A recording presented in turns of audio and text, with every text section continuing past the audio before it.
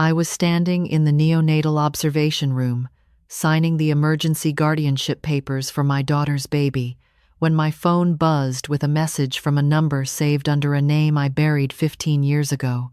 "Stop the transfer. They are rewriting your family." A nurse walked past me carrying a newborn, wearing 2 different hospital ID bracelets. I called the number back 3 times before someone answered. By the time I understood why they warned me, every document proving who my family was had already been rewritten. In my hand was a manila folder stamped "Emergency Order," and inside it were the guardianship papers that would decide who had the right to make medical choices for my daughter's baby if something went wrong tonight. The neonatal observation room smelled like disinfectant and warm plastic, the kind of clean that never feels comforting. Through the glass, I could see the incubators lined up like quiet promises. My granddaughter was somewhere behind that wall, smaller than she should have been, breathing with help. My daughter, Tessa, was still recovering from a crash C-section and too sedated to sign anything. So I was here, doing what I always did, stepping in, handling the hard parts before anyone else could fall apart. My phone buzzed against the folder. The message was from an unknown number, but the preview showed a name my mind tried to reject on instinct, like a body flinching before pain lands. The contact label read, Marisol Green. I hadn't said that name out loud in 15 years. "Stop the transfer. They are rewriting your family." I stared at those words until they stopped being letters and became something heavier, something with teeth. A nurse walked by the glass, pushing a cart with folded blankets.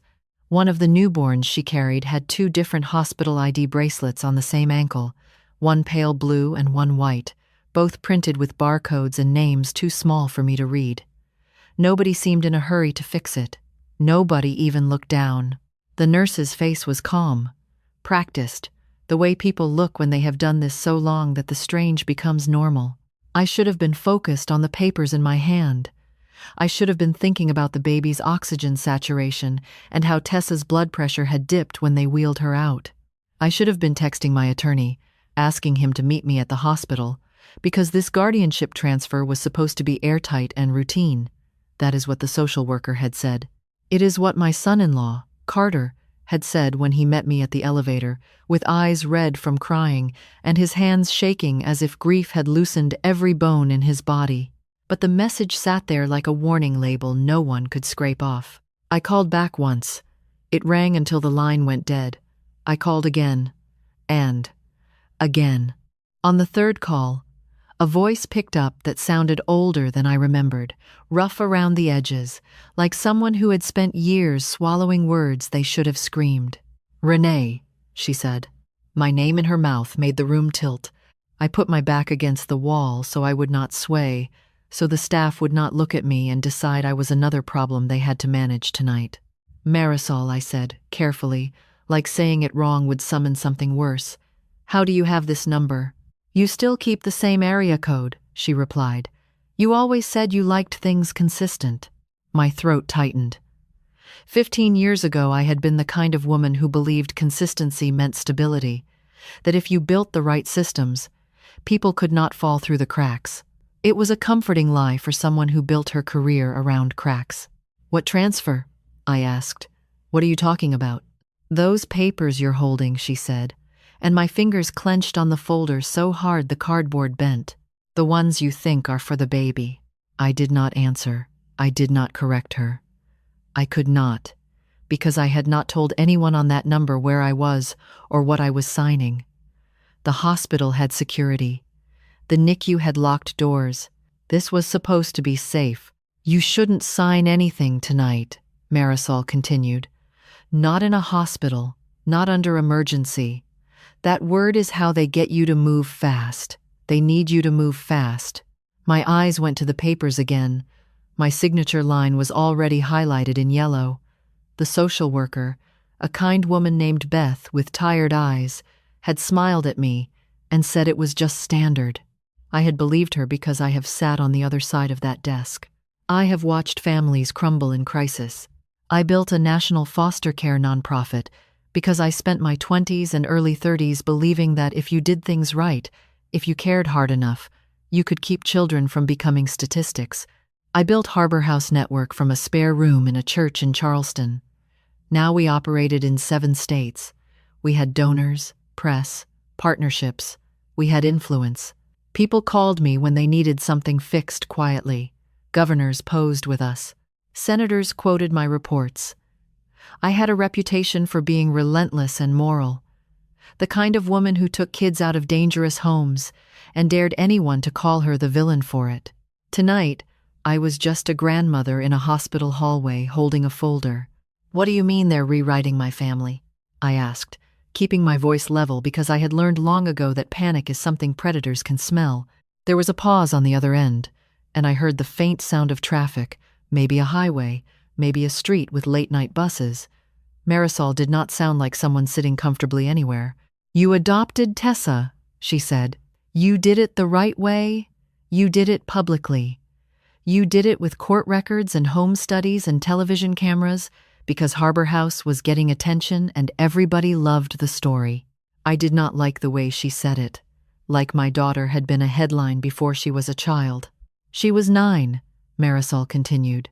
"She had that scar on her chin from falling off the porch steps, and she used to count her peas before she'd eat them. She cried the first time you called her sweetheart, because nobody had ever used a pet name that wasn't mean." My fingers went cold. Those were details you did not guess. Those were details you only knew if you had been close enough to see the small things, close enough to understand why they mattered. "Why are you doing this?" I asked. "I'm not doing anything," she replied. "I'm trying to stop what's already in motion." My heart thudded once, hard. I looked down the hallway and saw Carter leaning against a vending machine, staring at a bottle of water like he had forgotten how to use his hands. He had married Tessa 3 years ago. He worked in medical technology. He was clean-cut, polite, the kind of man donors liked because he looked like stability. When Tessa announced she was pregnant, he cried in my kitchen and called me Mom and said he could not wait to build traditions with our family. I had believed him because I wanted to. "Who is they?" I asked. "You remember what happened at Oak Hollow," Marisol said. The name punched air out of my chest. Oak Hollow was a group home we shut down after an investigation. It had been the ugliest case of my career, not because it was sensational, but because it was quiet, the kind of harm that happens when nobody is watching. Funds misdirected, kids medicated to keep them compliant, records altered to hide placements. When we exposed it, the director lost her license, the state got sued, and the donors applauded us for being brave. Marisol had been one of the kids in that home. She had been 16 and sharp-eyed, the kind of girl who did not trust anyone with a smile. She had accused staff of swapping files and changing names to move kids like inventory. At the time, I had listened, and then I had done what professionals do when they need to protect the organization. I had believed the parts of her story that fit the evidence, and dismissed the parts that were too messy to prove. "You told me I was imagining it," she said quietly. "I never said that," I replied, but the lie tasted stale even as it left my mouth. I had not used those words. I had used better ones. I had used calm, reasonable language. I had told her trauma can distort memory. I had told her we had to be careful with accusations. I had told her we could not take down a facility on a teenager's instincts alone. "I'm not calling to punish you," Marisol said. "I'm calling because that exact thing is happening again, and it's happening to you." My palms started sweating against the folder. I glanced at the top page. "Emergency Temporary Guardianship," it read. "Petitioner, Renee Caldwell. Respondent, Tessa Caldwell. Minor child, Baby Caldwell." It looked clean, official, safe. But Marisol's message had said they are rewriting your family. And Oak Hollow had been all about paperwork, about names and custody, and the quiet power of a signature. "Tell me what you know," I said. "I know Carter isn't who you think he is," she replied. "I know the social worker isn't just a social worker. I know you're about to sign a document that doesn't just give you medical authority, it gives them authority. Over the baby, over Tessa, over your organization, over everything tied to your name. That's not possible," I whispered, And then I hated myself for sounding like someone who still believed the world played fair. It's possible, Marisol said, because you're in crisis, because you're tired, because you're used to being the one in control, and you don't think anyone could walk you into a trap in a place this public. My eyes flicked to the line highlighted in yellow again, my signature, my printed name beneath it, the date, tonight's date. How much time do I have? I asked. And even as I said it, I knew the answer would be whatever number would haunt me later. There was another pause, shorter this time, like she had already decided how to say it. 8 days, she said. 8 days until the charity gala in Savannah, the one where you're scheduled to announce the new federal partnership and sign the grant agreement on stage. That's when they finish it. Tonight is the first lock, the gala is the second. My stomach dropped, as if my body recognized the plan before my mind did. The Savannah Gala was our biggest event of the year. Press, donors, legislators. I was supposed to stand under chandeliers and talk about protecting children while my family smiled beside me. I had already approved the seating chart. I had already ordered the flowers. I had already written my speech. I stared through the NICU glass at the incubators, at the soft blue lights and the quiet machinery. I thought of Tessa, pale and brave, bringing a new life into the world. I thought of how she had held my hand 2 months ago and told me she finally understood why I worked so hard, why I built Harbor House, why I fought for other people's children. She told me she wanted to inherit the mission someday. And now someone was telling me my family, my work, my identity, all of it, was about to be rewritten with ink and law and calm smiles in a hospital hallway. Beth, the social worker, stepped out of an office down the hall and waved gently, holding a pen in her hand like she was offering me relief. I lifted my phone back to my ear. Marisol, I said, steady now, because something in me had gone cold. If you're lying, you're cruel. I'm not lying, she replied, and I'm not calling because I care about your reputation. I'm calling because I've seen what happens when paperwork becomes a weapon. You're about to learn the same lesson. I looked at the highlighted signature line one more time. Then I closed the folder without signing a thing, and I realized with terrifying clarity that the life I believed I was protecting had already started to vanish on paper. I did not sign the papers that night. I told Beth I needed 5 minutes to call my attorney, and she nodded like that was reasonable, like she had no idea my entire sense of reality had just shifted sideways. I stepped into the stairwell where the fluorescent lights hummed, and the concrete smelled faintly like dust and old rainwater, and I pressed my back against the wall until my breathing slowed down enough that I could think. I have built my entire life on the belief that panic makes people sloppy. Panic is how you lose children in broken systems. Panic is how you sign documents you do not read. Panic is how you become the cautionary story people whisper about in conferences. So I forced myself to go methodical. First, I texted my attorney, Daniel Hayes. I wrote, "Do not call. Meet me at east entrance of St. Mark's Hospital, now." Daniel had represented Harbor House for 12 years. He knew when I used short sentences, it meant something was wrong in a way I did not want on record. Second, I called Harbor House operations and told them I would be offline for 12 hours, unless the building was on fire or a child was missing. I used my normal voice. I made a joke about hospitals having terrible coffee. I hung up before anyone could ask questions.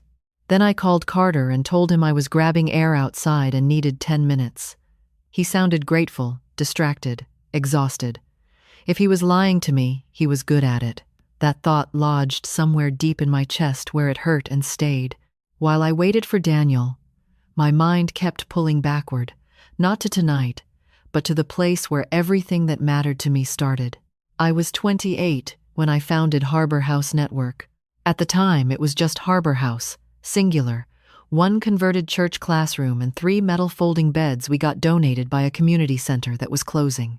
I had a social work degree, a second-hand car, and a level of anger that made older administrators uncomfortable because it was too focused, too persistent, too unwilling to accept that's just how the system works.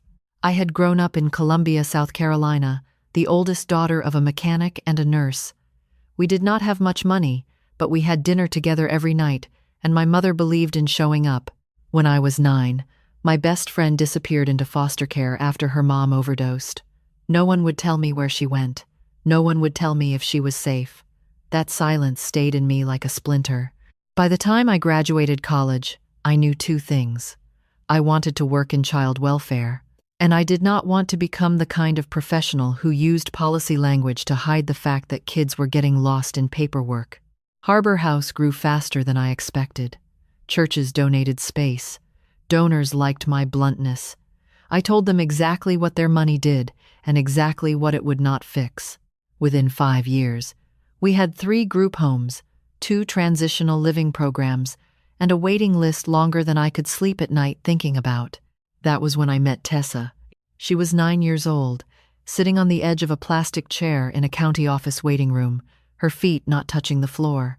She had a small scar on her chin, and she kept counting the tiles under her breath like she was trying to anchor herself to something solid. When the caseworker introduced us, Tessa did not look at me. She looked at the exit. I remember kneeling down so I was at her eye level and asking if she liked dogs. She shrugged. I asked if she liked pizza. She shrugged again. I asked if she liked quiet houses or noisy ones. That made her look at me. Not trust. Not warmth. Just attention. Quiet, she said. I told her I liked quiet too, even though my house had 3 barking rescue dogs at the time. It was the first lie I ever told her, and it was meant to make her feel safe. She moved into one of our transitional placements. I saw her in passing at first, then more often, then constantly. She did not cause trouble. She did not cry where people could see. She ate every meal like someone might take it away halfway through. After 6 months, I started bringing her home on weekends because she hated the group noise, and I told myself it was temporary, just until we found her a permanent placement. By the time the state asked if I would consider adopting her, it did not feel like a decision. It felt like acknowledging something that had already happened. The adoption was public because Harbor House was starting to get press attention, and the board thought it would humanize the organization. I told myself it was fine. I told myself it was good for fundraising. I told myself Tessa deserved to be celebrated. Cameras came. I wore a navy suit. Tessa wore a yellow dress and refused to smile until I squeezed her hand under the table. The judge signed the order. The clerk handed me a folder. Tessa whispered, "Does this mean I stay?" And I told her yes, and I meant it with everything in me. For years, we were good. Not perfect, but good. I worked too much. I traveled constantly. I missed school plays and parent nights and dentist appointments. I made up for it with big gestures and college savings accounts and late-night ice cream runs when I was in town. Tessa grew into a smart, careful teenager who learned early that independence was safer than needing someone. When she met Carter at 24, she told me about him over dinner like she was reading a resume. He was stable. He had a good job in medical device logistics. He did not drink much. He liked routine. He respected her work schedule. He did not mind that she worked at Harbor House in our family reunification program. I remember thinking he sounded like someone who would not hurt her. When they got married 3 years ago, I cried through the whole ceremony, partly because I was proud, partly because I was exhausted, partly because I was starting to realize that building an organization had been easier than building a family, where people felt safe telling me when they were angry with me. When Tessa told me she was pregnant, she did not do it in person. She sent me an ultrasound photo and a text that said, "I think I finally understand why you do what you do." I sat at my kitchen table and cried into my coffee because it felt like something in our relationship had finally clicked into place. Standing outside the hospital now, waiting for Daniel, those memories felt like someone else's life, like a version of me that still believed effort guaranteed loyalty. Daniel pulled up in his old silver Lexus and got out without closing the driver's door all the way. He took one look at my face and did not ask questions. "What did you not sign?" he said. "Emergency guardianship," I replied, "and I need you to tell me exactly how that document could be weaponized." He nodded once. "Then let's start with who benefits if you do sign it." I told him everything Marisol had said. I told him about Oak Hollow. I told him about the Savannah Gala. I told him about the message. They are rewriting your family.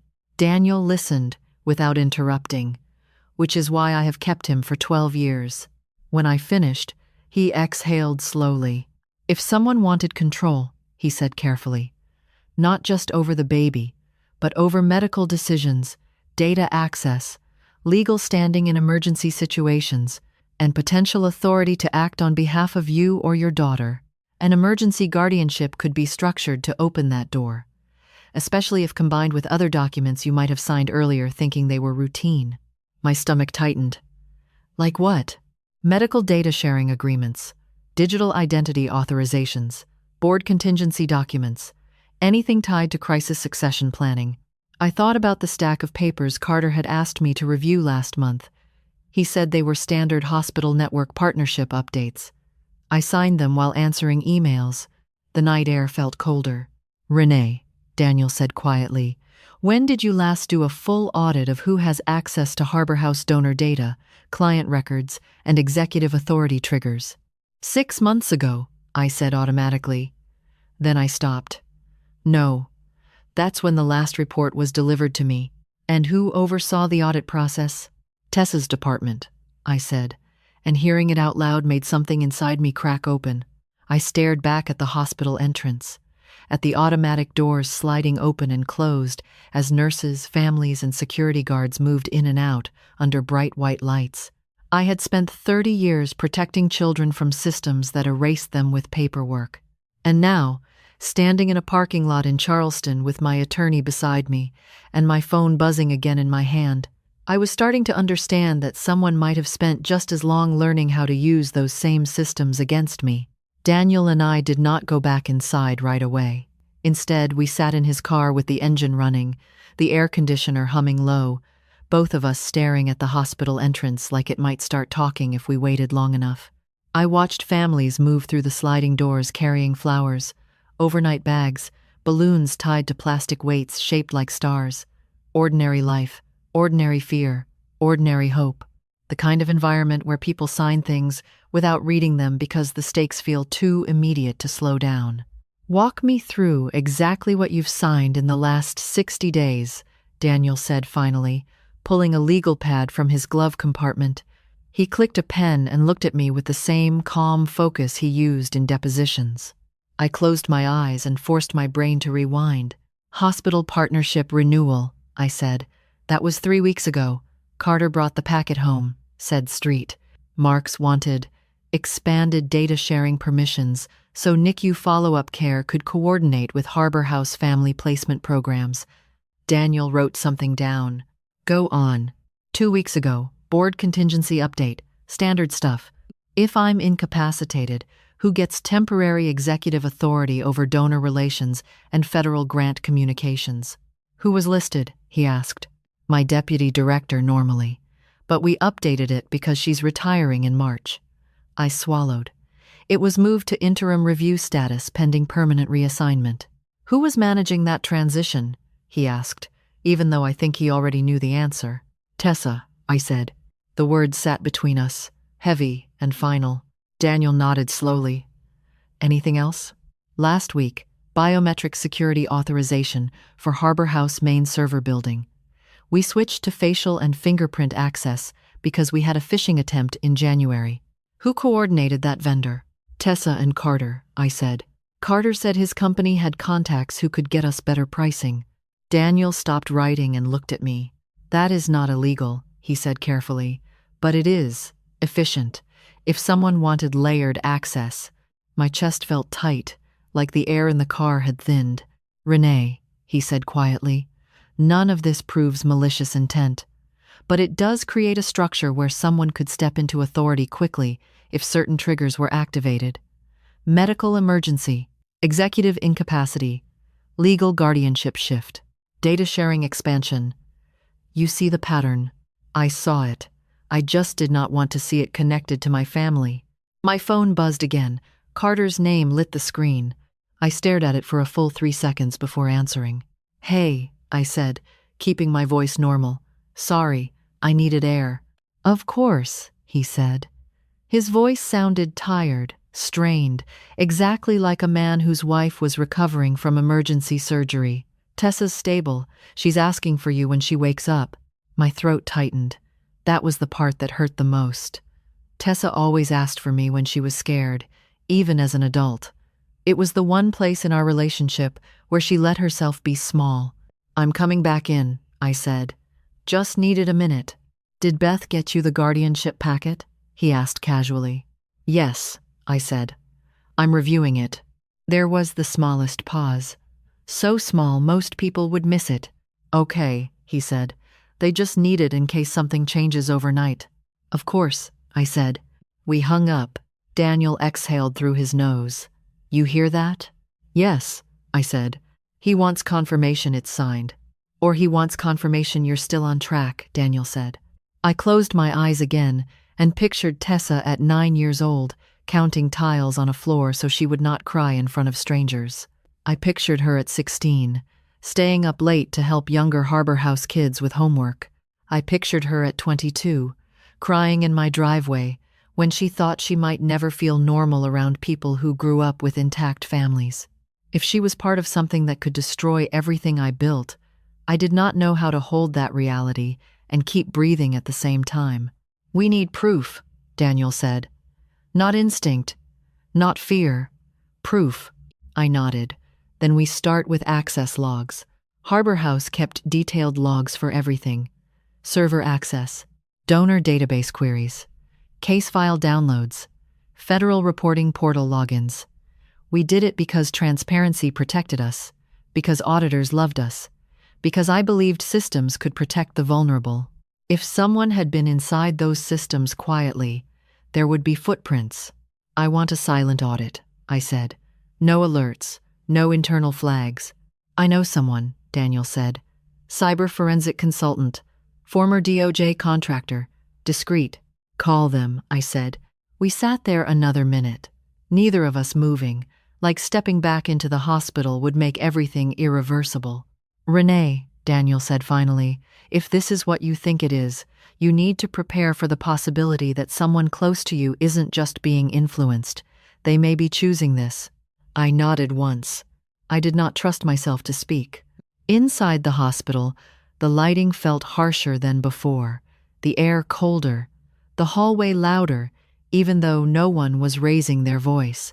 Beth spotted me and smiled with relief. "Everything okay?" she asked. "Yes," I said. "I just needed to confirm something with legal." "Of course," she said. "Do you want to sign now, or—" "I need to review one clause," I said, flipping the folder open like I was looking for something specific. Section 4, subsection C. Beth nodded and stepped back. "Take your time." I walked toward the NICU glass instead of the signing desk. Through the window, I saw rows of tiny bodies fighting to live under bright lights and gentle machines. I pressed my hand against the glass without thinking. If someone was trying to weaponize guardianship, data authority, and identity access, it meant they needed timing. They needed me stressed, distracted, emotionally compromised. They needed tonight. My phone vibrated in my pocket again, but this time it was not Carter. It was an email alert from our internal system. Subject line: Executive access, notification, secondary authentication, triggered. My heart slammed once, hard. I opened it. User: Tessa Caldwell. Access point: Harbor House Central Donor Database. Time: 11:42 p.m. Location: Remote Terminal Street Marks Hospital Network. I checked the time on my phone. 11:44 p.m. Tessa was under heavy sedation 2 floors above me. My fingers went cold. I forwarded the email to Daniel with one word: now. Another alert hit my phone before I could even lock the screen. User: Tessa Caldwell. File accessed. Federal Grant Donor Crossmatch Restricted Tier. That file was locked behind 2 executive approvals, mine and Tessa's, unless contingency authority had already been activated. I felt something inside me shift, something cold and sharp and focused. The same part of me that had walked into abusive homes and told grown men they were done making children afraid. I turned away from the glass and walked back toward Beth, folder still open in my hands. "I'm not signing tonight," I said calmly. Her smile froze for a fraction of a second before returning. "That's okay. We just need it as soon as possible." "I understand," I said. "But not tonight." Behind her, Carter stepped out of the elevator, his eyes going immediately to the folder in my hand, then to my face. "Everything okay?" he asked, voice soft, concerned, perfect. I met his eyes and smiled back. "Everything's fine," I said. But as I stood there in a hospital hallway with my son-in-law watching me and my phone buzzing with proof that someone was using my daughter's credentials while she lay unconscious upstairs, I understood something with terrifying clarity. Whatever this was, it had already started long before tonight. Carter walked toward me slowly, like he was approaching a skittish animal he did not want to startle. He glanced at Beth, then back at me, reading my face the way people do when they are trying to measure how much you know. "You look exhausted," he said gently. "You should go home for a few hours. I can stay here with Tessa." 5 years ago, that sentence would have felt like relief. Tonight, it felt like positioning. "I'm not leaving," I said calmly. "Not tonight." His jaw tightened for half a second, then relaxed. "Of course, I didn't mean." "I know what you meant," I said, keeping my tone soft enough that Beth would not hear tension, just family concern. "I just want to be here when she wakes up." Beth excused herself, muttering something about checking on another patient family. The second she disappeared around the corner, Carter lowered his voice. "Did something happen?" he asked. "You seem different." I studied his face carefully. Carter had one of those faces people trust instinctively. Clean lines, steady eyes, no sharp angles. He had spent years in medical logistics, working with hospital administrators and device vendors. He knew how to sound calm in crisis. He knew how to move through medical systems like they were designed for him. "I just realized how much paperwork there is in moments like this," I said. "Feels strange, doesn't it? How much power sits in signatures." His eyes flickered, just for a moment. Then he nodded slowly. "Yeah, it does." I held his gaze a second longer than normal. Then I smiled and closed the folder again. "I'm going to grab coffee," I said. "You want anything?" "No," he said. "I'm good." I walked past him without looking back. I did not trust myself to. The hospital coffee shop was nearly empty, just a vending machine humming and one overnight nurse stirring powdered creamer into a paper cup. I sat in a corner booth and opened my phone. Daniel had already replied. "Consultant engaged.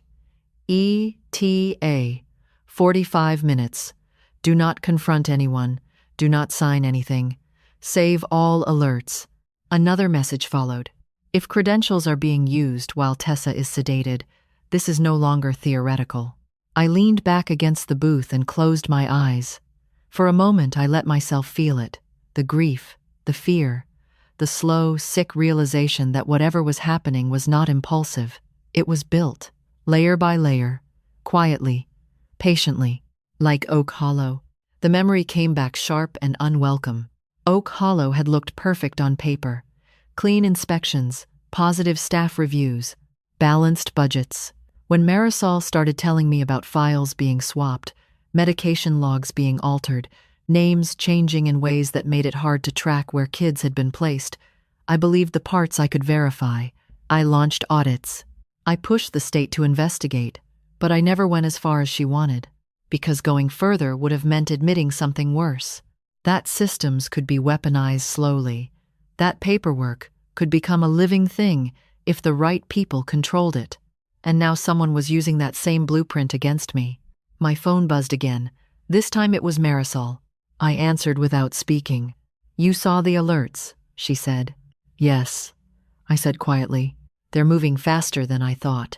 "How do you know?" I asked. "I work in health data compliance now," she said. "And I have contacts, people who flag unusual activity patterns. Your organization's name has been floating in places it shouldn't." Cold spread through my chest. "Carter?" I asked. Silence. "I don't know," she said finally. "But I know someone inside your family circle is giving access that shouldn't exist." "I need specifics," I said.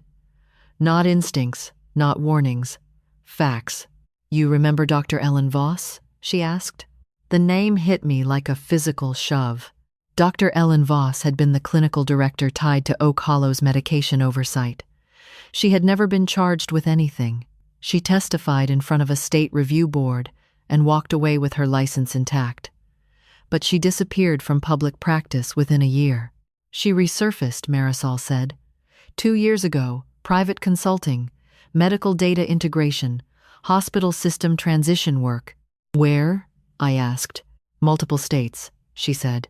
But most recently, South Carolina, Charleston Network. My grip tightened around the coffee cup. St. Mark's, I said. I think so, she replied. And if she's here, she wouldn't be working alone. She never did. The pieces started sliding together in a way that made my stomach turn. If someone like Ellen Voss had access to hospital systems, data integration pathways, identity verification layers, and someone inside Harbor House was feeding access on the nonprofit side. You think this is about data, I said. I think it's about identity, Marisol said. Medical identity, legal identity, foster identity. People don't realize how much of who you are exists as linked records. I thought about donor databases, federal grant registries, foster placement histories, adoption court records, medical birth records, DNA registry matches, every system separate, but all connected through verification layers. If someone controlled the bridge points, how far back? I asked. Another pause.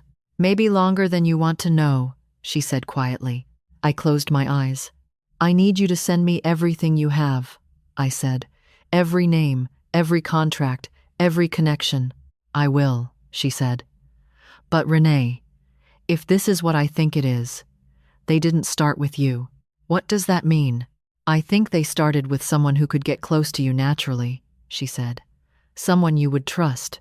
Someone who would never trigger your defenses. My mind went immediately to Carter, then to Tessa, then to places I did not want to go. I'll call you back, I said, and hung up before she could say anything else. Daniel texted again. Consultant here. Name, Alex Chen. Former DOJ cybercrime. We need server mirror access ASAP. I typed back. You'll have it in 10 minutes. Use legacy admin key.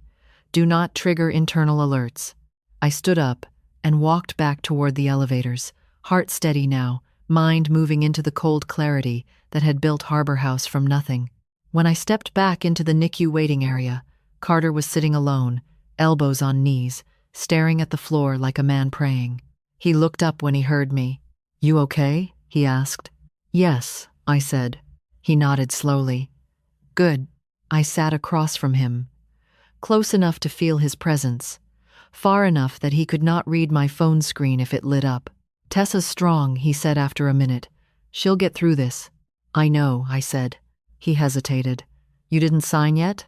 Not yet, I said. He nodded again, slower this time. We should probably get it done before morning, he said carefully, just in case.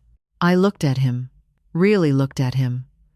At the man who had married my daughter, who had sat at my Thanksgiving table, who had cried in my kitchen when Tessa told him she was pregnant.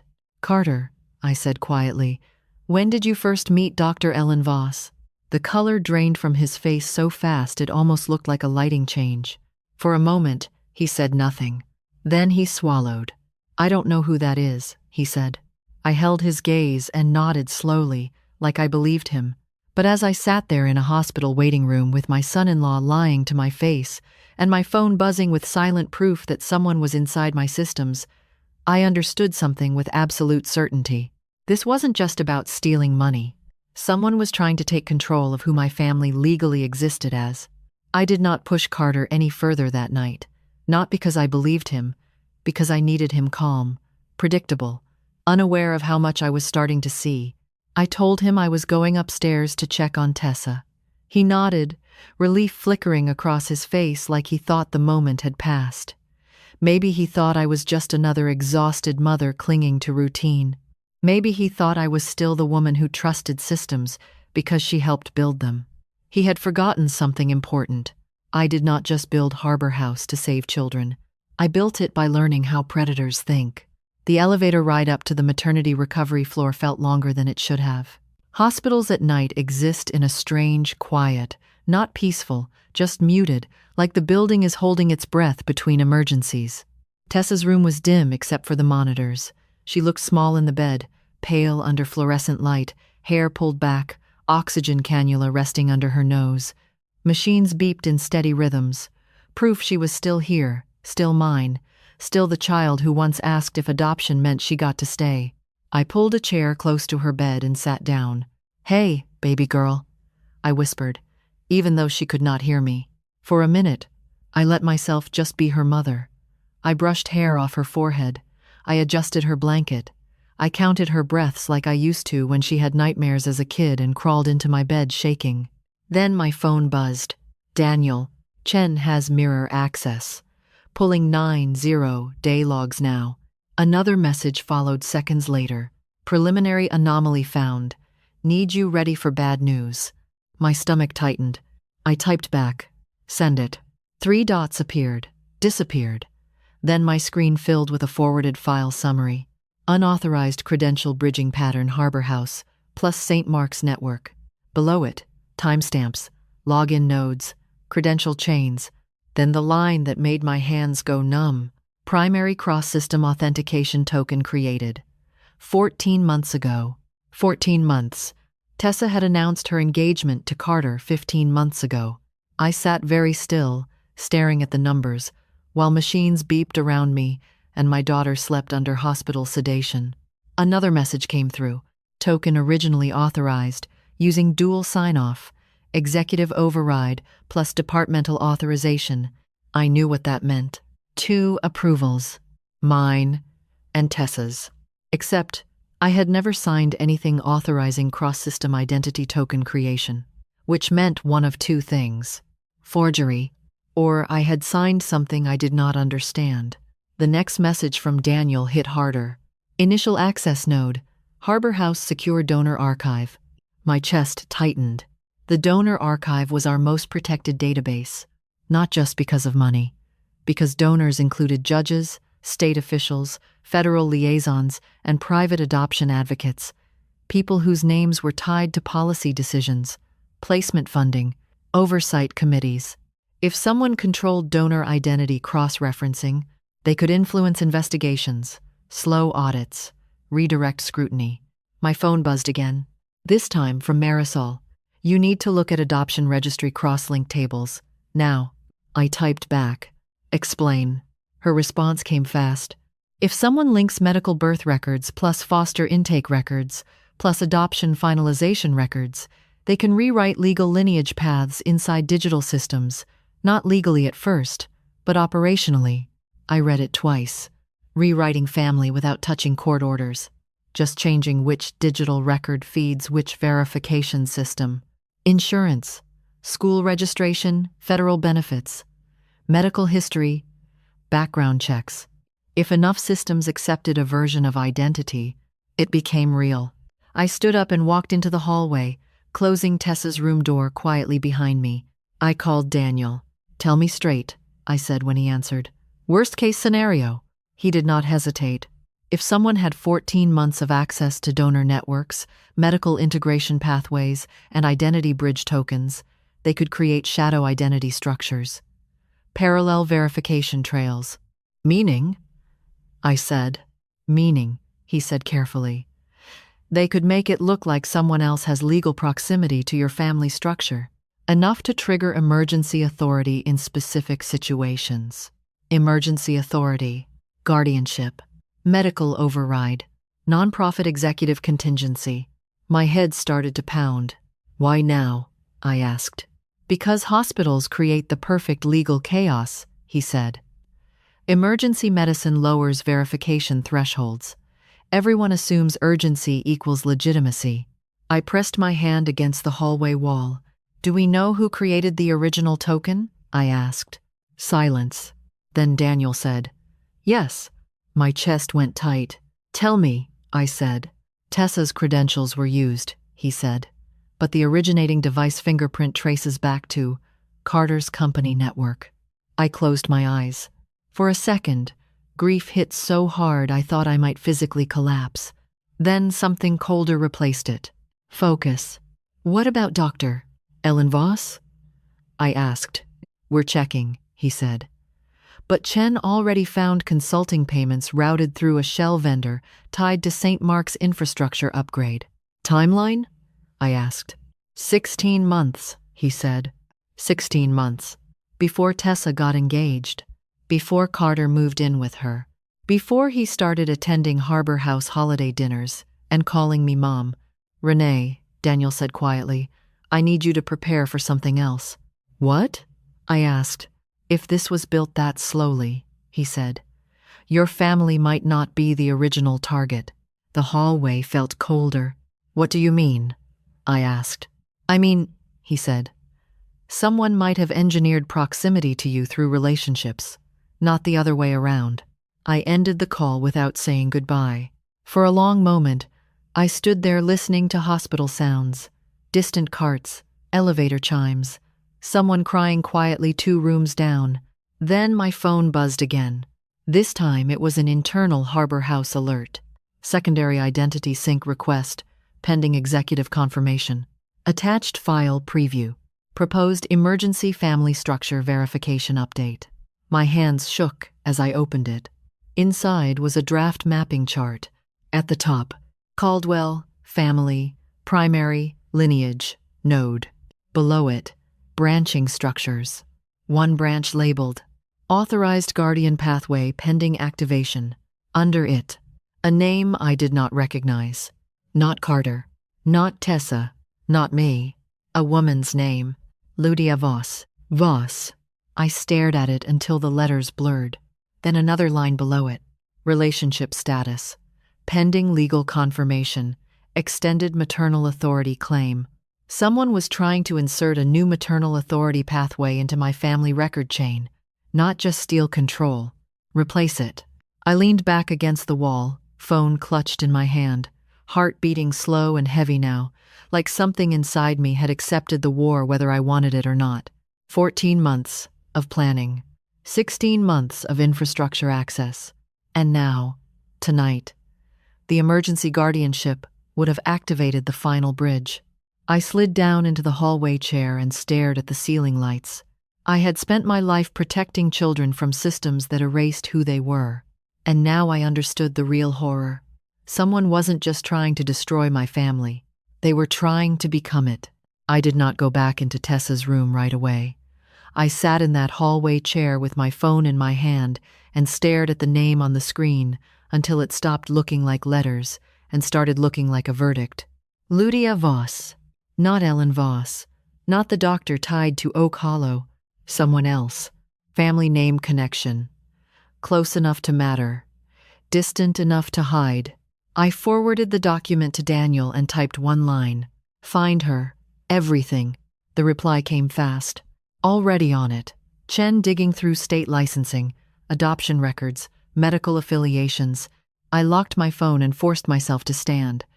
If Carter was involved, if anyone inside my family circle was part of this, I could not afford to look shaken. Fear makes people sloppy, and sloppy is how you lose. When I walked back toward the waiting area, Carter was still there, but he was on his phone now, voice low, back turned slightly toward the hallway like he was trying to block sound from carrying. I slowed my steps just enough to listen, without looking obvious. I told you she hasn't signed yet, he was saying quietly. No. She's still reviewing. No, she didn't say anything about audit triggers. I know. My pulse stayed steady, but something inside my chest folded in on itself. He ended the call and turned just as I stepped fully into view. His expression shifted instantly into tired concern. How's she doing? He asked. Stable, I said. Still out. He nodded and rubbed the back of his neck. Good. That's good. I sat across from him again. For a moment, neither of us spoke. The television in the corner played muted morning news reruns, even though it was still the middle of the night. A scrolling ticker about market updates and weather patterns felt surreal compared to the war quietly unfolding around me. Carter, I said finally, have you ever heard the name Lydia Voss? The reaction was smaller this time. Not shock, not panic, just a tightening around his mouth. But I saw it. No, he said. Should I have? I nodded slowly, like the question meant nothing. Like I was just making conversation. Probably not, I said. But inside, something final locked into place. He knew something. Maybe not everything, but enough to lie smoothly. My phone buzzed again. Daniel. Found Lydia Voss. You need to see this. I stood up. I need coffee, I said. Again. Carter nodded. I'll stay here. Thanks, I said, and walked away without looking back. I went straight into the stairwell again and opened Daniel's message. Attached was a dossier summary. Lydia Ann Voss, age, Dreisig. Occupation history. Medical records integration specialist. Contract. Identity verification systems. Consultant. Private sector. Former state foster intake data coordinator. Short-term contract. 9 years ago. My stomach dropped. 9 years ago. Tessa had been in state foster processing 9.5 years ago, right before I adopted her. I scrolled. Education. Health information systems, plus behavioral data analytics. Family. Sister, Dr. Ellen Voss. I closed my eyes, then opened the final section. Notable flag. Temporary data access clearance during multi-county foster record digitization project. Project timeframe overlaps with Caldwell adoption processing period. My hands started to shake. I called Daniel immediately. Tell me this is coincidence, I said when he answered. I can't, he said. Tell me she didn't have access to Tessa's original intake files, I said. Silence. Then he said, there's a high probability she did. The stairwell felt smaller suddenly, like the walls had moved closer. Renee, he said carefully, if Lydia Voss had early record access to Tessa's case, she would have known you were reviewing it personally. She would have known who you were, your position, your influence, your organization. My chest felt hollow. You're saying this might have started before I even adopted her, I said. Yes, he said quietly. For a long time, neither of us spoke. Then another message came through from Chen, forwarded by Daniel. New finding medical billing pattern cross-reference. Attached screenshot. State Marks Network. Consulting vendor line item. Voss Data Systems subcontract via Carter Logistics Medical Solutions. My breath caught. Carter wasn't just connected. He was infrastructure. I pressed my hand to my mouth and forced myself to breathe through my nose. Daniel, I said, voice steady now, colder than I felt. Tell Chen to dig into medical emergency override protocols tied to neonatal records. Already in progress, he said. Another alert hit my phone before he could say more. NICU patient record, temporary custodial flag attempted. Patient ID, my granddaughter. Attempted override pathway. Extended maternal medical authority. External candidate. Name field populated. Lydia Voss. Plast. I slid down against the stairwell wall, heart pounding once, twice, then settling into a terrifying calm. They weren't just targeting Harbor House. They weren't just targeting my donor network. They were trying to insert a new maternal authority into my granddaughter's legal medical identity chain. Replace me. Replace Tessa. Replace us. My phone buzzed again. Marisol, I answered. You see it now, she said quietly. Yes, I said. They don't just steal money, she said. They rewrite lineage. They insert themselves into family authority structures through data bridges. Once enough systems accept it, courts start seeing it as established pattern. I stared at the concrete floor. How many families? I asked. I don't know, she said. But if they pulled this off with you, they could do it anywhere. I thought about Harbor House records. Foster children who cycled through digital systems for years. Kids whose identity trails were already fragile. Rage started to rise, slow and controlled. They picked the wrong family, I said quietly. Marisol didn't respond right away. Then she said, Renee, there's something else. My stomach dropped. What? I said. I found old internal project notes, she said, from the digitization period. There was a flagged record anomaly tied to Tessa's intake file. It was logged, then cleared. My heart pounded harder. "Cleared by who?" I said. Silence.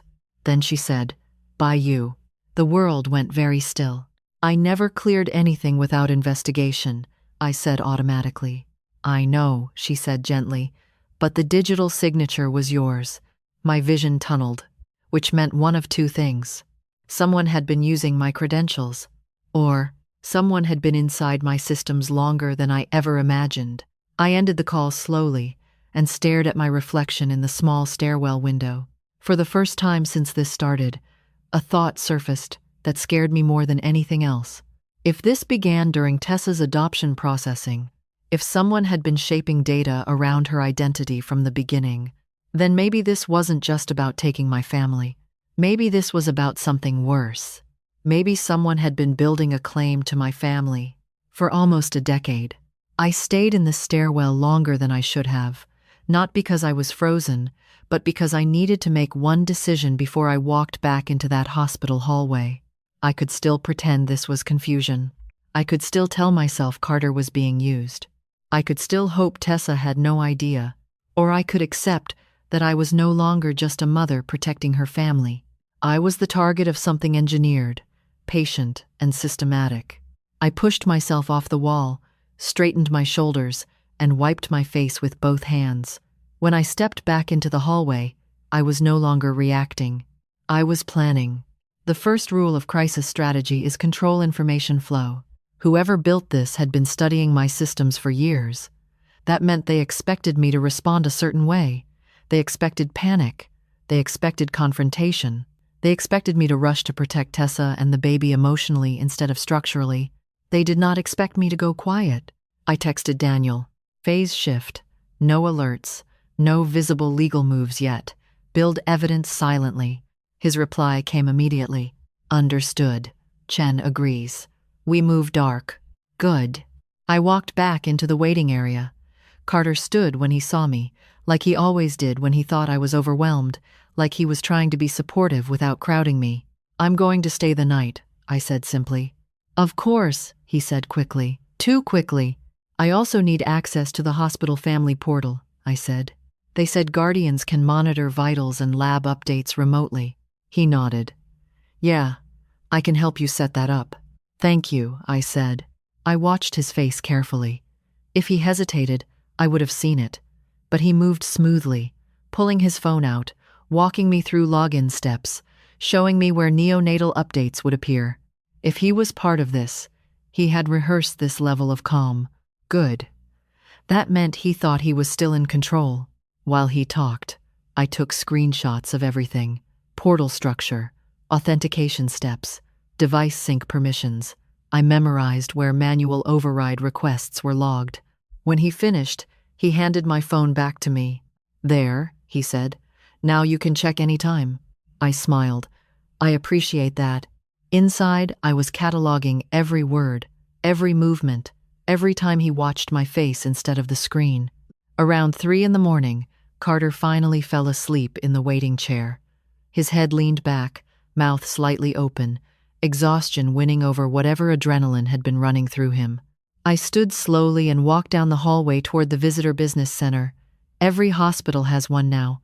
Small computer stations, printer access, quiet corners where families handle insurance forms and legal paperwork at 2 a.m. I logged into the Harbor House emergency admin back door. The one only 3 people were supposed to know existed. Me, Daniel, and the original systems architect who retired 5 years ago. If someone had created a shadow identity bridge, it wouldn't show up in primary dashboards. It would hide in fallback authentication routines, contingency verification trees, places auditors rarely dug unless something was already wrong. I opened raw access logs. Then, deep-linked authentication tree mapping. Then donor identity cross-validation layers. My pulse stayed slow and steady. 23 minutes later, I found it. Not Lydia Voss directly. Something smarter. A secondary identity ghost node attached to family lineage validation algorithms. Not activated. Waiting. Like a backup parachute. and buried in its creation metadata, a timestamp from 13 months ago. Creator credential tag. Tessa Caldwell. But underneath that, a secondary embedded author signature. Obfuscated. Encrypted. But Chen had left a temporary decryption backdoor. I copied the signature key and texted it to Daniel. 2 minutes later, my phone rang. "Renee," he said quietly. "That's not Carter." My chest tightened. "Then who?" I said. "Chen ran partial reconstruction," he said. "The embedded author trace points to an old state contractor identity shell." I waited. "Registered originally under a temporary health records vendor license," he said. "Name," I said.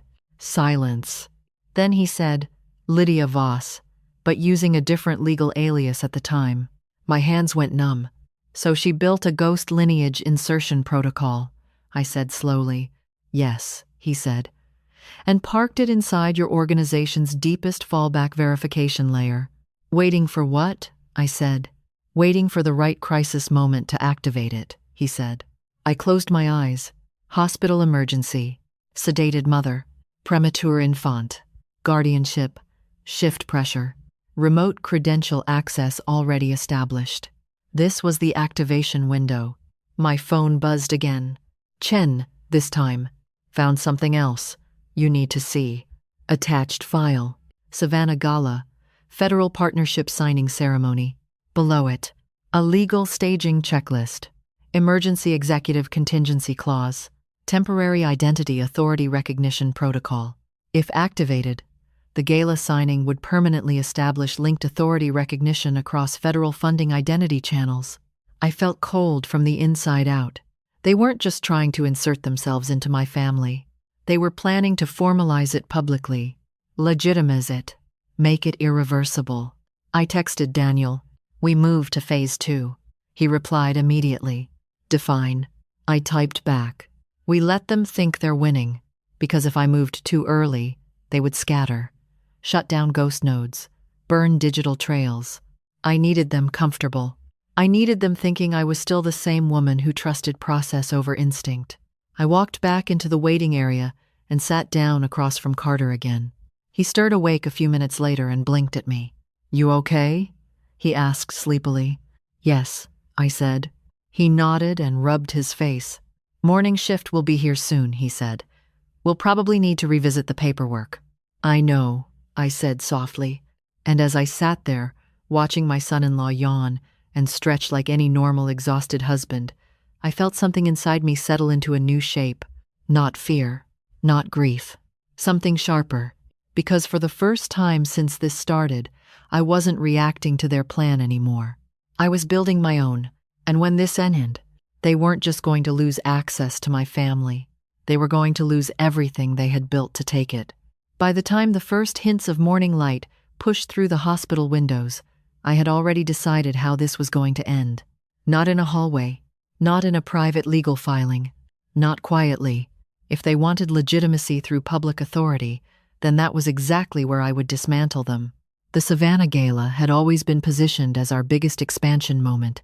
Federal Child Welfare Partnership, national press, political oversight committees, donor families, advocacy groups. It was designed to show that Harbor House had moved from nonprofit influence into policy-level infrastructure. If Lydia Voss wanted to insert herself into identity authority chains tied to my organization and my family, that stage would give her exactly what she needed. And it would give me something else. Witnesses. I texted Daniel. We move forward with gala. No cancellations. No visible changes. He called me immediately. "You're sure?" he asked. "Yes," I said. "If we cancel, they disappear. If we delay, they go quiet. I want them confident. Chen thinks we can map at least 3 ghost identity branches if they attempt activation live," he said. "Good," I said. "Then we let them attempt it." Silence stretched on the line. "Renee," he said quietly, "you understand this means you're putting yourself in direct exposure to whatever their end game is." "I know," I said, "but I also know they built this around my patterns, my public behavior, my authority structure. They need me visible." "And your family?" he asked carefully. I closed my eyes. My family is already inside it, I said. We hung up. I went back to Tessa's room and sat beside her bed again. She stirred once, barely conscious, and her hand twitched against the blanket. I reached out and held it. "I'm here," I whispered. For a moment, she squeezed my fingers weakly. I swallowed hard, because if she was involved, if she had knowingly helped build this, I still loved her. That was the part nobody prepares you for, the part where betrayal and love occupy the same space and refuse to separate cleanly. My phone buzzed. "Marisol, you're going through with the gala," she said, not asking. "Yes," I said. "They're planning something bigger than you think," she said. "Then I need them to think I'm exactly who they expect," I replied. She was quiet for a long moment. "Renee," she said finally, "if Lydia had access to Tessa's intake file 9 years ago, she would have known Tessa was emotionally wired to attach hard to stable authority figures." My chest tightened. "She could have predicted relationship patterns," Marisol said, "influence vectors, partner selection vulnerabilities." "You're saying Carter might not have approached Tessa randomly," I said. "I'm saying," she replied carefully, "this may have been built around psychological profiling." I stared at the heart monitor next to Tessa's bed. 9 years. 9 years of potential positioning. "Send me everything you have on Lydia's movement timeline," I said. "I will," she said. After we hung up, I opened Chen's newest report. It was worse than I expected. Not just 3 ghost identity branches. 5. Each tied to different legal trigger environments. Medical emergency. Non-profit executive incapacitation. Federal grant authority shift. Adoption lineage override. And one final category. Extended maternal legacy recognition. Federal identity sync trigger. I stared at that one the longest. That wasn't just about my granddaughter. That was about rewriting multi-generational legal authority recognition. If activated during the gala's federal partnership signing, it could create permanent system-level recognition chains across multiple agencies. They weren't just stealing identity. They were trying to own legacy structures. I felt something inside me go very still. Good. Because stillness is where strategy lives. Around mid-morning, Carter came into Tessa's room with 2 coffees and handed me one like nothing in the world was wrong. "You should get some rest later," he said. "You've been up all night." "I know," I said. He hesitated. "They're going to ask about the guardianship paperwork again," he said. "Hospital policy." "I'll sign something temporary if needed," I said.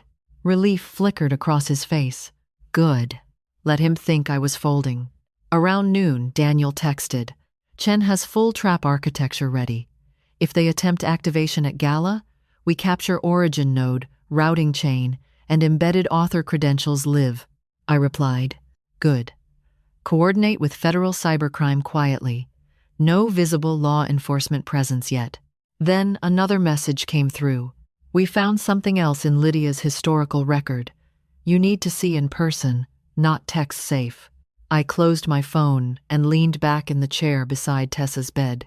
Outside, the hospital kept moving. Nurses rotated. Families cried and laughed and slept in waiting chairs. Normal life continuing, while mine rearranged itself into something unrecognizable. I looked at my daughter and felt the weight of every choice I had ever made. Every late night.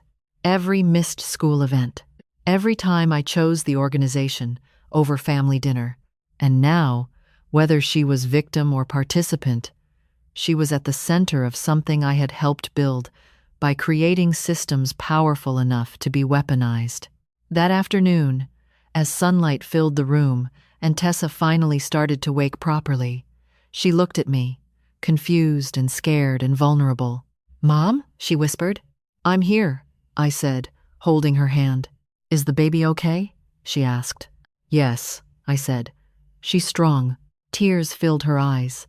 "I was so scared," she whispered. "I know," I said. And as I sat there comforting my daughter, feeling her grip tighten around my hand like it had when she was 9 years old and afraid of being sent away again, I realized something that settled into my bones with absolute certainty. Whatever Lydia Voss thought she had built, Whatever Carter thought he was helping control, they had misunderstood one thing. They thought this was about systems. They thought this was about data. They thought this was about legal structures. But they were about to find out something the hard way. They had built their entire plan around the assumption that I would choose protection over exposure. And they were very, very wrong. By Thursday morning, 3 days after the hospital, everything looked normal on the surface. Tessa had been discharged with strict monitoring instructions. The baby was still in the NICU but improving. Carter moved through the house like a man balancing exhaustion and responsibility, cooking meals, fielding family texts, updating relatives. If someone walked into my kitchen and looked at us, they would have seen a family under stress but holding together. That was exactly what I needed them to see. I moved through my routines deliberately. Emails answered, donor calls returned, board updates sent, Savannah Gala preparation meetings held on schedule. I smiled. I joked. I thanked volunteers. I reassured federal liaison staff that the hospital situation would not affect my attendance at the partnership signing. Every hour, Chen and Daniel sent me silent updates. Ghost node activity remained dormant. Lydia Voss had not attempted activation, which meant she was waiting for the stage. The Savannah Federal Partnership Gala was being held at the old customs house on the riverfront. High ceilings, marble floors, chandeliers imported from France in the 1920s. The kind of building designed to make authority feel permanent. 200 guests confirmed.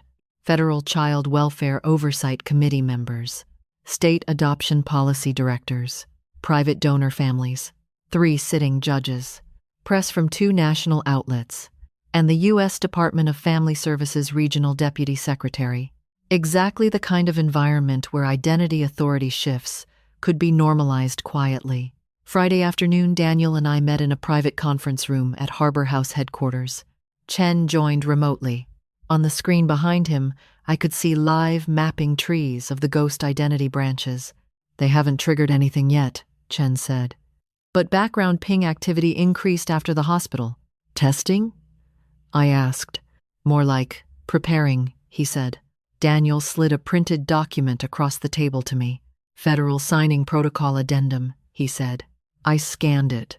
Halfway down the page was the clause I already knew would be there. Emergency identity continuity, authority recognition, in event of executive incapacitation or verified medical crisis within immediate family lineage. I let out a slow breath. They're going to attempt activation during the signing window, I said. Yes, Chen said. If they insert a maternal authority override at the same time federal identity sync happens, it could propagate across systems, meaning Lydia becomes legally anchored inside multi-agency identity verification, Daniel said. Not instantly court-recognized, Chen added, but operationally accepted, which can be just as powerful. I nodded. Then we let them try, I said. Daniel studied me carefully. You're sure you're ready for what that means publicly? He asked. Yes, I said, because if this exploded on that stage, my family would be exposed, my organization would be questioned, my leadership would be dissected in public. But if I stopped them quietly, they would rebuild somewhere else. I stood up. Then we finish this, I said. Saturday morning arrived clear and bright, Savannah humidity already rising off the river like a living thing. I stood in my hotel suite and looked at my reflection in the mirror. Navy dress. Same color I wore at Tessa's adoption hearing. Same color I wore at our 10-year Harbor House expansion announcement. Authority color. Control color. Across the room, Carter adjusted his tie, watching me through the mirror. You ready? He asked. Yes, I said. He nodded. Big day, he said. Yes, I said again. Downstairs, the ballroom was already filling. Donors hugging, staff greeting federal officials, camera crews setting lighting angles, waiters moving silently between tables. I moved through the room like I had done 100 times before. Handshakes, smiles, brief conversations, every word measured. Every movement, deliberate. At 6:42 de l'après-midi, Chen texted. Ghost node handshake pings detected. Low level. They're awake. At 6:58 p.m., Daniel texted. Federal cyber team positioned. No visible presence.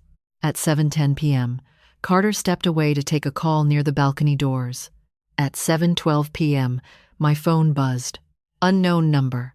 I stepped into a side hallway and answered. Renee. Lydia Voss said calmly. Her voice was younger than I expected. Smooth, educated, controlled. You've built something impressive, she said. You're about to lose it, I said. She laughed softly. No, she said. I'm about to inherit it. I closed my eyes for 1 second. You think this is about money, she said. It never was. I know, I said. It's about control. It's about correction, she said. Systems failed thousands of children. We're building something better. You're rewriting families, I said. We're optimizing identity stability, she said. Biological connection is inefficient. Emotional attachment is unpredictable. Data continuity is permanent. My stomach turned. You picked the wrong family, I said quietly. No, she said. We picked the perfect one. High visibility, high trust index, federal integration. Once your lineage structure is reclassified, it becomes template standard. Template. My granddaughter, as a test case. Why me? I asked. She was silent for a moment. Then she said, because you built the system that made it possible. The line went dead. I stood in that hallway, heart steady, mind razor sharp. Then I walked back into the ballroom. The MC was already introducing the signing ceremony. Carter stood near the front row, watching me, waiting. Daniel stood near the press table, expression neutral. Chen texted one final message. Their initiating handshake sequence.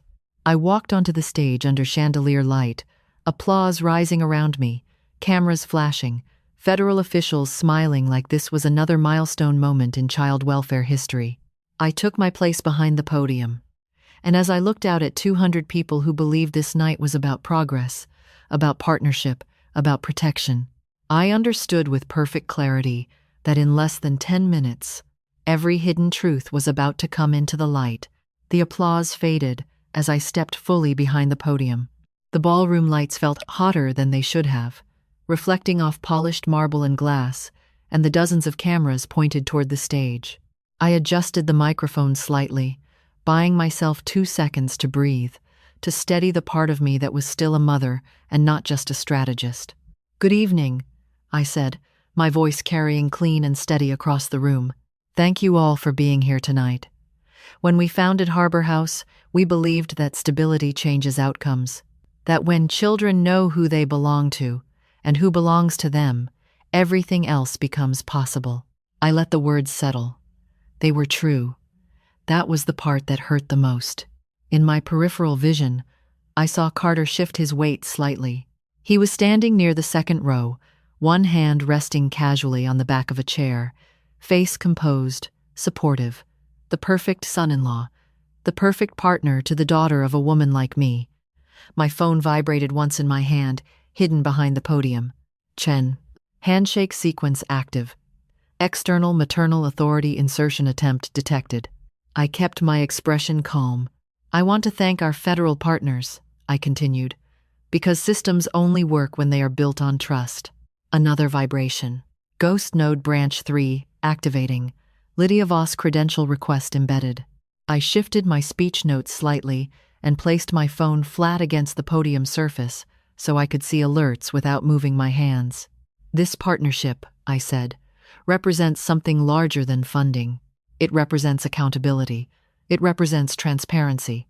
Third vibration. We have origin trace. Carter device routing confirmed. Secondary node remote. Lydia Voss direct authorization attempt. My chest tightened for half a second, then went still. Good. I stepped away from the prepared speech. And tonight, I said, voice lowering slightly, forcing the room to lean into me, I want to talk about what happens when systems are abused. The room shifted. Subtle, but I felt it. Donors leaning forward, federal staff glancing at each other. Carter's posture tightening almost imperceptibly. Over the past decade, I said, I've seen children disappear into paperwork, identity mismatches, record tampering, custody trails that made no sense. And every time, someone told us it was a glitch, a clerical error, a data migration issue. Chen's message flashed. They're escalating. Full maternal override handshake request queued. I looked out across the room. Then I did the one thing Lydia Voss had not planned for. I need to pause this ceremony for a moment, I said. A ripple of confusion moved through the ballroom. Behind me, the deputy secretary shifted slightly. I turned and nodded to him. Sir, I said quietly into the microphone, federal cybercrime is currently monitoring an active attempt to compromise identity authority systems connected to this signing. The room went dead silent. Carter went pale. Daniel stood slowly from his chair. Chen's message hit. They're panicking. No destabilizing. Keep them engaged. I turned back to the audience. For months, I said, voice still calm, still professional, someone has been attempting to insert false maternal authority pathways into federal identity-linked family verification systems, including my own family. Gasps moved through the room. Carter stepped forward. Renee, he said quietly, urgently, we should take this offline. I met his eyes. No, I said. Then I reached down and tapped my phone, connecting it to the presentation screen behind me. The ballroom screen lit up. Data logs, credential chains, timestamp overlays, identity ghost node mapping visuals. I didn't just build Harbor House, I said. I built it to expose exactly this kind of systemic abuse. Carter shook his head slowly. You don't understand. Oh, I do, I said, cutting him off. I zoomed the screen. 14 months ago, I said.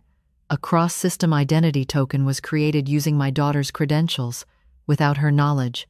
Murmurs filled the room. Routing origin, I said, clicking the next slide. Carter Logistics Medical Solutions Network. Carter's face collapsed in on itself. Not anger, not denial, fear. Then another voice spoke from the back of the ballroom.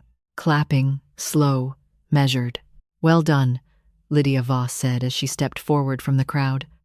She looked exactly like her voice sounded. Early 30s, controlled, polished. The kind of woman who would disappear easily into executive environments. Security moved instinctively but stopped when federal cyber agents stepped forward quietly from the side exits. You were supposed to sign tonight, Lydia said calmly. And you were supposed to become my granddaughter's legal authority, I replied. She smiled slightly. You still don't understand, she said. Then explain, I said. She spread her hands slightly. Families are inefficient, she said. Systems are permanent. We were going to build continuity. By replacing people, I said. By stabilizing identity, she said. Behind me, Chen's message flashed. We have full node capture. Every linked identity attempt recorded. Federal has it all. I stepped closer to Lydia. You spent 9 years building proximity to my family, I said quietly. Yes, she said, because you were the perfect anchor point. And you used my daughter? I said. Her smile faltered slightly. She was always a data variable, she said. The room erupted in noise, shouting, cameras flashing, federal agents stepping forward. Carter's voice broke from somewhere behind me. Stop, he said hoarsely. Just stop. I turned. He looked destroyed, like whatever he thought this would be had already collapsed. I didn't know it was this big, he said. I thought it was donor data, grant positioning. I didn't know about the family override protocols. Lydia didn't even look at him. You were a logistics asset, she said flatly. He stared at her like he'd been slapped. Federal agents stepped forward then. Lydia Voss, one of them said. You are being detained pending federal cybercrime and identity fraud investigation. As they moved in, Lydia looked at me one last time. You built the system, she said quietly. Yes, I said. And I'm the one who's going to dismantle what you did to it. They took her out through the side exit. The ballroom stood in stunned silence. I turned back to the microphone. Tonight, I said, voice steady again. We finish signing this partnership, but we do it knowing that systems must be protected from people who believe data matters more than humanity. I paused, then added quietly, And we do it knowing that sometimes the greatest threats don't come from outside systems. I didn't look at Carter because I didn't need to. The entire room already knew. The ballroom never fully recovered that night. Even after federal agents escorted Lydia Voss out, even after the signing technically went forward under federal supervision, the air never went back to celebration. It shifted into something heavier, something quieter. Conversations dropped to whispers. Donors stood in tight clusters. Reporters spoke in low voices while typing furiously into phones. I signed the partnership agreement with a hand that did not shake.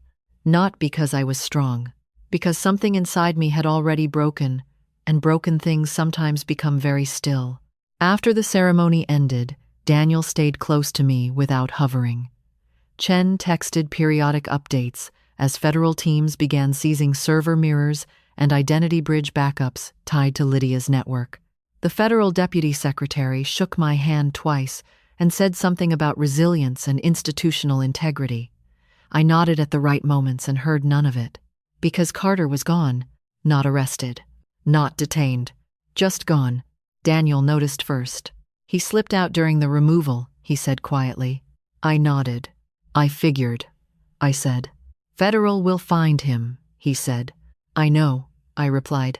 But that was not the part that made my chest ache.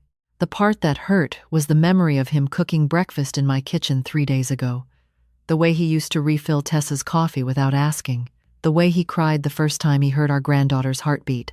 Love does not evaporate when truth shows up. It just becomes something heavier to carry. I left the gala through a side entrance to avoid press questions. The Savannah night air felt thick and warm, river humidity clinging to my skin. Daniel walked me to the car. Renee, he said carefully, there's something else. I closed my eyes for 1 second. Tell me, I said. Chen finished decrypting older archive fragments tied to Lydia's original project shell, he said. There's a secondary target marker in the historical planning files. My stomach dropped. Who? I said. He hesitated. Then he said, not Tessa. The world went very quiet. Then who? I said.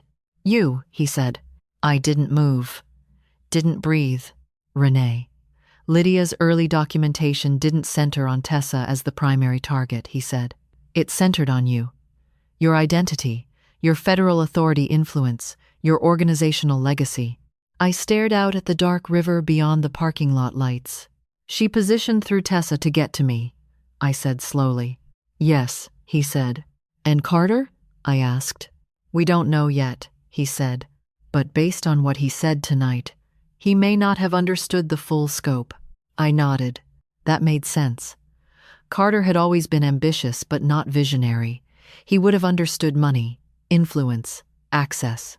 He would not have understood rewriting family lineage as infrastructure. My phone buzzed. Unknown number. I stared at it for a long moment, then answered. Silence on the line. Then Carter's voice. I didn't know, he said. His voice sounded shredded, like he had been crying for hours. I believe you, I said quietly. He let out a broken breath. I thought it was donor positioning, he said. She told me Harbor House could expand faster if we streamlined identity verification with federal sync pathways. I thought I was helping Tessa build security. Tears blurred my vision, but my voice stayed steady. You helped build something that almost erased her, I said. I know, he said. I know. Silence stretched between us. Did you ever love her? I asked. Yes, he said immediately. God, yes. I still do. I believe that too. And you loved me too, I said softly. In your way. Another broken breath. Yes, he whispered. I closed my eyes. Turn yourself in, I said. I will, he said. The line went dead. I sat in the car without moving for a long time. Daniel didn't speak. He just sat beside me, giving me space to grieve something that wasn't clean enough to name. When I finally spoke, my voice sounded older than I felt. She built this around me, I said, from the beginning. Yes, he said. She studied Harbor House, studied me, studied adoption pathways. She didn't want money. She wanted systemic authority. Yes, he said again. And she chose my family as her access point, I said. Yes. I nodded once. The final twist settled into place inside me like a key sliding into a lock. This was never about stealing my granddaughter. It was never even primarily about Tessa. It was about replacing me, replacing my authority, replacing my legacy, replacing the woman who built a system designed to protect children, with someone who believed children were data architecture. I looked out at the Savannah River and felt something settle inside me. Not peace, but clarity, because I finally understood something Lydia Voss never had. Systems matter, data matters, structure matters, but family is not something you optimize. It's something you protect, even when protection costs you everything. And as the car pulled away from the curb and the lights of the gala faded behind us, I understood one final truth with absolute certainty. I had stopped her from becoming part of my family, but I had not stopped her from changing it forever. 6 months later, I stood in a federal courtroom in Charleston and listened to a prosecutor explain, in calm clinical language, how close Lydia Voss had come to rewriting identity authority chains across multiple federal and state systems. The words sounded technical, clean, organized, unauthorized identity bridge construction, systemic, lineage manipulation, conspiracy, federal data fraud, medical authority falsification, organized cyber-enabled identity restructuring. The judge listened without expression. The courtroom benches were half full with press, federal observers, and a handful of Harbor House board members who had insisted on being there. Daniel sat beside me, legal pad in his lap, pen resting but unused. Across the room, Lydia sat perfectly still, her expression calm, composed, almost bored. She looked like someone attending a conference panel instead of a sentencing hearing. Carter sat 2 rows behind her, thinner than I remembered, shoulders slightly curved inward, like the weight of everything had finally settled onto his spine. When Lydia stood to speak, she did not cry. She did not apologize. She did not even pretend remorse. Systems fail because they are built on emotion, she said. I built something that would have removed that weakness. The judge did not react. Neither did I, because by then, I understood something she never would. Emotion is not a weakness. It is the only reason systems exist at all. She was sentenced to 12 years in federal prison, plus permanent prohibition from working in any identity, data, medical systems integration, or federal contracting environment ever again. Carter received 4 years for conspiracy participation and unauthorized system routing facilitation. The judge noted cooperation and lack of full scope awareness. Carter cried when the sentence was read, quietly, shoulders shaking, no sound. I watched him. Not with hatred, not with forgiveness, just with the quiet understanding that some people destroy things without meaning to, and the damage is still real. After the hearing, reporters shouted questions outside the courthouse. I didn't stop. I didn't answer. Daniel handled statements. Harbor House issued a formal release about systemic resilience and institutional safeguards. I drove home alone. Harbor House still existed. Stronger, in some ways. Federal security partnerships had doubled. Audit protocols had expanded. Identity bridge monitoring was now a national policy recommendation. The system survived. But systems surviving is not the same thing as families surviving. Tessa moved back into my house after the hospital. Not permanently, just temporarily, we both said. She never asked me if I blamed her. I never asked her how much she knew about Carter's work contracts. Some truths sit in the space between people, unspoken, heavy, permanent. My granddaughter, Ava, came home from the NICU 2 weeks after the gala. She was small, strong, loud. She cried like she had opinions about everything, which I took as a good sign. Sometimes, late at night, I stand in her doorway and watch her sleep, and I think about how close she came to being born into a version of reality where her family identity existed on paper but not in truth. I think about how fragile identity really is. Not legally. Emotionally, Harbor House runs differently now. I still lead it, but I work fewer hours. We built a second leadership layer that does not depend on one person's authority. I forced that change. The board fought me at first. I didn't give them a choice. Once a month, I speak at federal oversight panels about identity integrity risks in child welfare systems. I use Lydia's case as a warning, not about cybercrime, about philosophy. If you start believing people are data points, you will eventually treat them like replaceable architecture. Carter writes letters from prison, one a month, always the same structure: apology, therapy updates, questions about Tessa and Ava, promises to be better when he gets out. I read every letter. I have never responded. Maybe someday, maybe not. Some wounds are not about forgiveness. Some are about distance. Tessa is quieter now, stronger in some ways, sadder in others. She works part-time at Harbor House again, but in a different department. Not data, not systems, direct family support. She says it helps her remember why we do any of this at all. Last week, she sat across from me at the kitchen table and said, "I'm sorry I didn't see it sooner." I told her the truth. I should have seen it too, because I built systems powerful enough to protect thousands of children, and powerful enough to be weaponized against my own family. That is the part no one tells you when you build something big enough to matter. It can always be turned sideways. On Sundays, I take Ava to the park near the river, the same river that runs past the old customs house in Savannah. She likes watching boats. She laughs when seagulls land too close to her stroller. She grabs my finger with her entire hand, like I am the only stable thing in the world. Maybe, for her, I am. I used to think legacy meant buildings, organizations, federal policy influence, systems that lasted longer than I would. Now I think legacy is smaller than that. It is whether Ava grows up knowing exactly who loves her. It is whether she never has to question where she belongs. It is whether she learns that systems exist to protect people, not replace them. Sometimes I still wake up at night and wonder what would have happened if I had signed that guardianship paperwork in the hospital hallway, if I had trusted urgency over instinct, if I had believed that public systems could never be quietly rewritten by people patient enough to study them. That version of my life exists somewhere, I think, just one signature away. In that version, Lydia Voss wins. In this one, she doesn't.